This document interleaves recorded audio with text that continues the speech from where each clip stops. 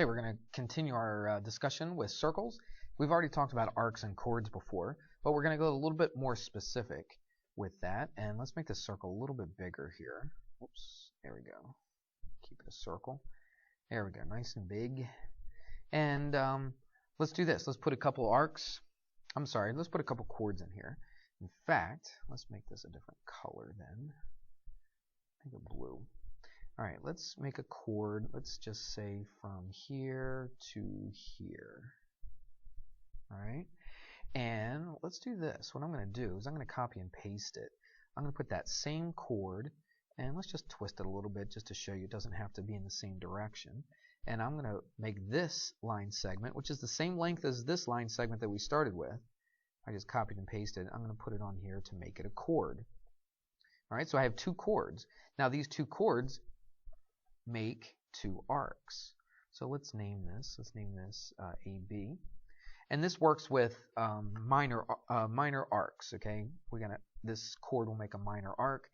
And this chord down here will make a minor arc. So let's take a look at this.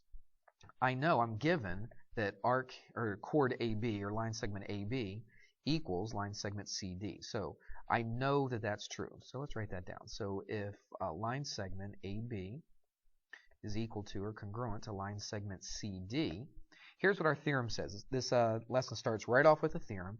It says if these two chords are equal to each other, look at the arcs that it cuts off. So watch this. Try to trace around here. There we go.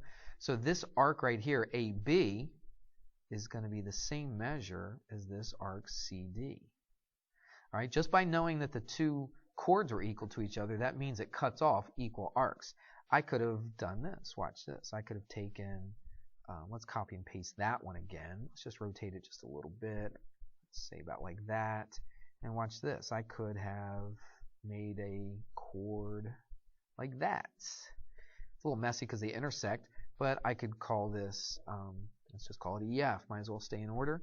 All right, I could call this EF. So arc EF, if all three of these chords are equal to each other, all three of those arcs are going to be equal to each other. And that's basically what this says.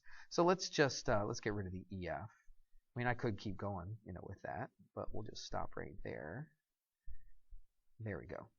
All right, so if line segment AB equals line segment CD, then the arcs are equal to each other as well. So I could say arc AB is equal, or congruent, you can write congruent in here, is equal to arc CD, or the measure of arc AB is equal to the measure of arc CD.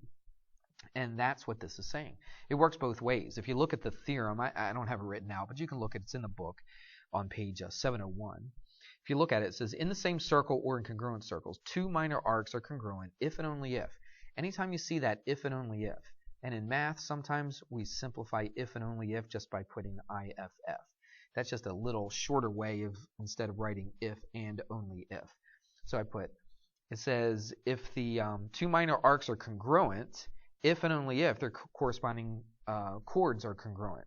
So which means it goes both ways. It says, if the two chords are equal, that means the two arcs are equal. The if and only if part means you can go the other way as well. The converse of it is true as well. So I could say, if the arc, and let's do this in another color. Okay, if I said if this arc AB is equal to this arc CD, what does that tell us about the two chords? It tells us that those two chords are going to be equal to each other. So if I said that this was 5, this chord was 5, and this chord right here was 5, then you could say that arc AB, and let's just say arc AB was, I don't know, let's say 80 degrees, let's say. All right, so let's say this was 80 degrees. Now that really doesn't have anything to do with this being the length of 5, but I just said if the two chords are equal, and if this arc was 80 degrees, what could you say about CD? Well, this arc CD is going to also be 80 degrees. Just by knowing that the two chords are equal, that means the two arcs are equal. That's our first theorem. Okay, here's a quick little example, and it covers what we just went over. Look what they tell you. It's given that circle J is congruent to circle K. That means they're equal circles. Oh, I forgot to put the K right here. Let's change colors. Okay, forgot to do that. There's circle K. All right, so we know those two circles are congruent to each other. Remember what that theorem said. That theorem that we did right up here, it said in the same circle or in congruent circles. Right here, this just was in one circle, but it could also be in congruent circles. That's why they give these circles to you as congruent. Okay, so the theorem that we just went over covers congruent circles as well as in the same circle. All right. Let's see. So the circles are congruent to each other. It means they're exactly the same. I could take this circle, pick it up, put it right on top of this one. They also tell you that MN, arc MN, notice it's an arc MN, is equal or congruent to arc PQ. Let's mark that, and I mark that with a little tick mark. So MN and PQ, it's given that the two arcs are equal to each other. There's no other way I could have figured that out. I'm not going to measure it or anything. They tell me that they're congruent to each other. So that's nice. So what I got to figure out is what PQ is. Notice, it just says PQ. There's nothing over top of it. When you see something like this, this means the measure or the length of PQ, line segment PQ. So they're not asking for the length of the arc. They're asking for the line segment length from P to Q. And that's what we're trying to figure out. And let me just kind of put that in another color just so it stands out a bit. All right, that's what we're looking for right there, PQ. Well, remember what the theorem says. It says in a circle or in equal circles or congruent circles, if you have equal arcs, they cut off equal chords. So it's a nice, easy way to remember it. Equal arcs cut off equal chords, or congruent, whatever you want to say. So if these two arcs are equal, these two chords are equal. So guess what we're going to do? We're going to take the length of this chord, the length of this chord, set them equal to each other, and then we're going to solve for x. It's pretty easy to solve. Subtract 2x. This is an x. Add a 7. That's an 8. So x is equal to 8. But that's not what they ask for. They ask you to solve for PQ. We've been doing this kind of stuff all year long, so we plug it back in. 8 times 3 is, what's that, 24. And then take away 7, and that would be 17. All right, so PQ is 17. You should show your work. Let's do that. 8 times 3 minus 7, 24 minus 7 is 17, and there you go. So PQ is 17. Of course, MN would be 17 as well, because the equal chords, or equal arcs, make equal chords. All right, that was an easy example. Let's move on to something else.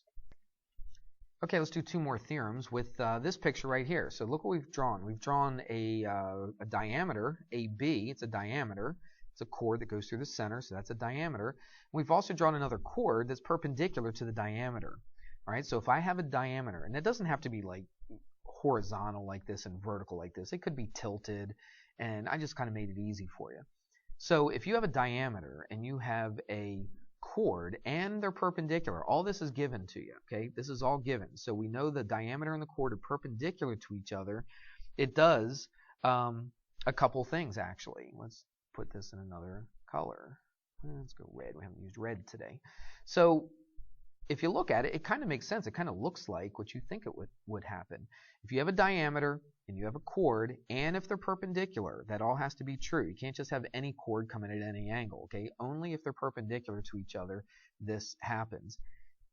It bisects two things. It bisects the chord itself, so that means xz is equal to yz, so those two chords are equal to each other, and it also bisects this big arc that's made by that chord. See arc xy? This AB, that diameter, hits right here at B. It bisects that whole arc right there. So xb, arc xb, must equal arc yb.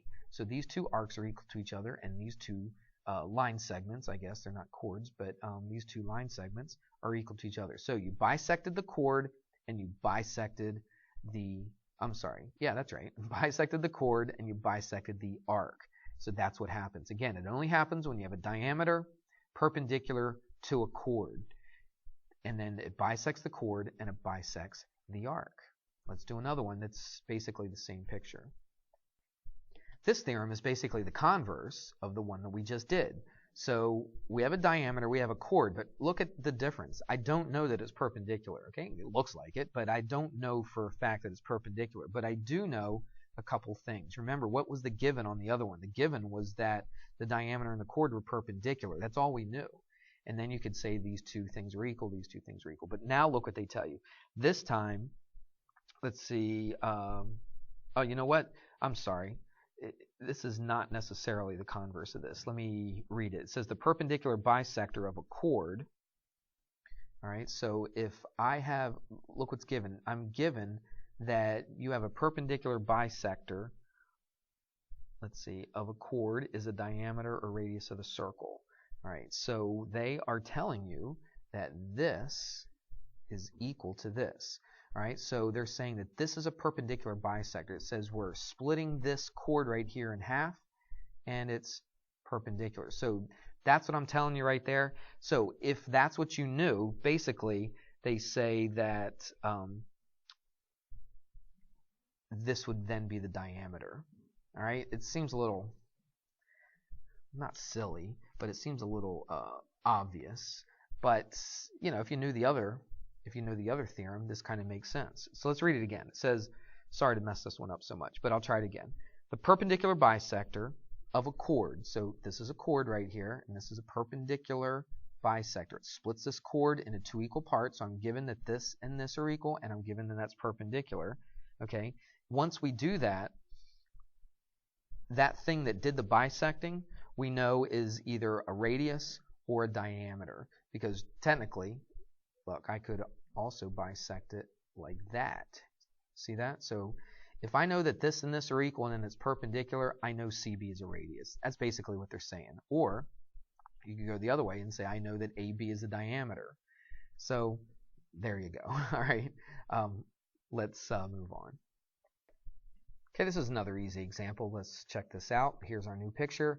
What do they tell you? They tell you that arc PQR, let's find that, PQR. So from here all the way around to R, from P all the way to R is 98 degrees. It says find PQ, so find arc PQ, and that's what we're looking for right there, that arc. Well, what do we have right here? We have a radius, because that's drawn from the center to the arc, and we have a perpendicular chord. We have a chord that's perpendicular to that radius. Well, that's what our theorem says. Our theorem says if we have a radius or a diameter, and we have a chord that's perpendicular to it, what's it do? It splits the chord in half into two equal parts. It bisects it. And it also splits the arc into two equal parts. It bisects that. So if the whole entire arc was 98 degrees, right, from here all the way to there, if that whole thing was 98, what's this part? Well, it got split in half, didn't it? So we just take half of 98. So half of 98 is 49.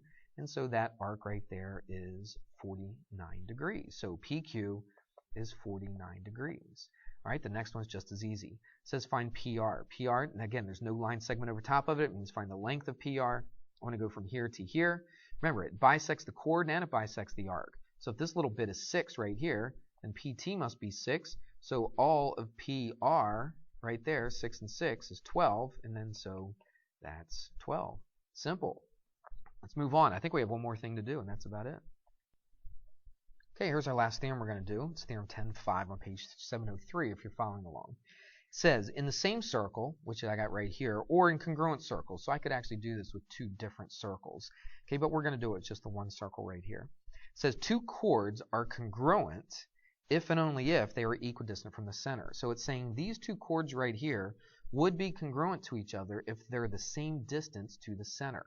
A long time ago, we talked about what it meant for a line segment to be a certain distance from a point, or what is the distance from a point to a line segment. And if you remember that, it has to be the perpendicular distance. So if I'm going from this point, what is the distance from this point to this line segment, this chord right here? It has to be the perpendicular distance.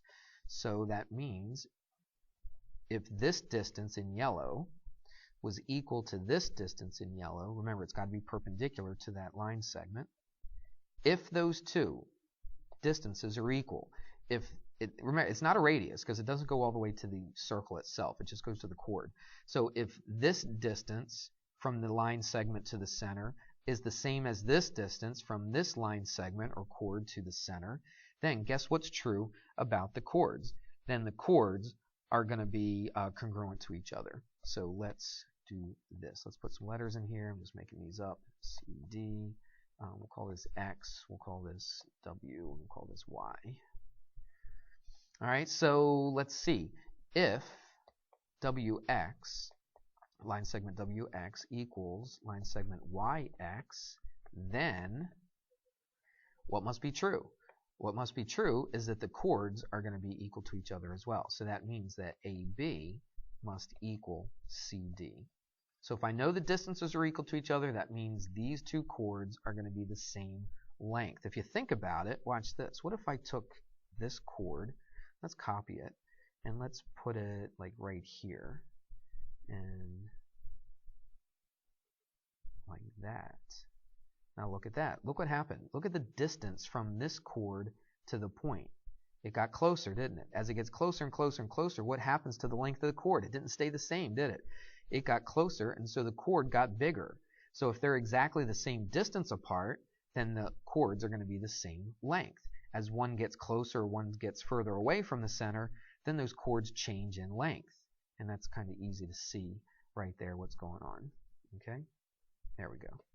All right, so that's basically that theorem. I think we have an example, and then we'll be finished after the example. Okay, here's an example for the thing we just went over, that theorem we just went over. Let's see what they tell you. This is given right here.